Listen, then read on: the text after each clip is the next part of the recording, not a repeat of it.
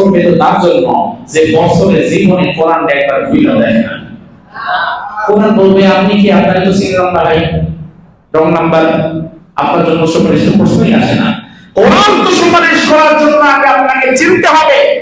আপনার সাথে কোরআনের সম্পর্ক যতটা গভীর থাকবে, কোরআন কিয়ামতের ময়দানে তত সহজে আপনাকে চিনে যাবে।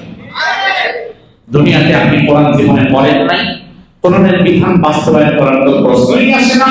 কোথাও যদি কোরআনের হাফিজ হতো তাও আপনি কোনোদিন যেতেন না, কোন কোরআনের আলোচনাও আপনি জীবনে শুনতেন না। এমনকি বিগত দিনে আমরা দেখেছি কোরআনের মাহফিল যেখানেই হবে সেখানে আপনারা মাথা দেওয়ার জন্য পূর্ব থেকে প্রস্তুতি নিয়েছিলেন। এমন কিছু মানুষ ছিল কি ছিল না? এই মানুষদের জন্য কি কোরআন দাঁড়িয়ে সুপারিশ করবে? কোনোদিন না। আমি সেদিন কিশোরগঞ্জের মাহফিলে বললাম, তারা আমাকে বলতো হুজুর এই মাহফিলটা বিগত 8 বছর যাবত বন্ধ করে রাখা হয়েছিল, 8 বছর যাবত এটা বন্ধ করে রাখা হয়েছিল। তো গত 3 দিন আগে সেটা আমরা আবার শুরু করলাম।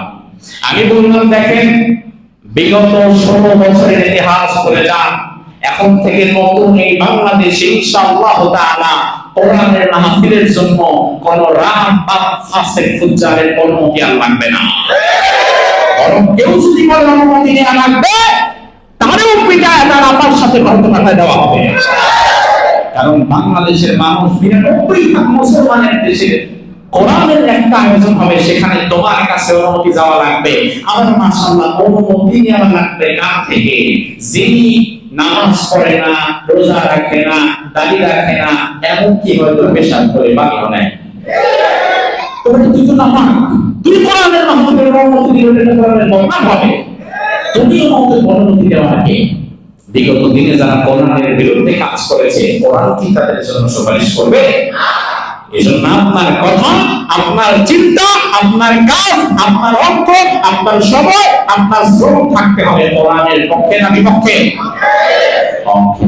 এরপরে রাসূল বললেন, আপনার সুপারিশ করতে পারবে আল্লাহর দরবারে আল্লাহর আরেকটি প্রিয় বস্তু, সেটি হচ্ছে রোজা।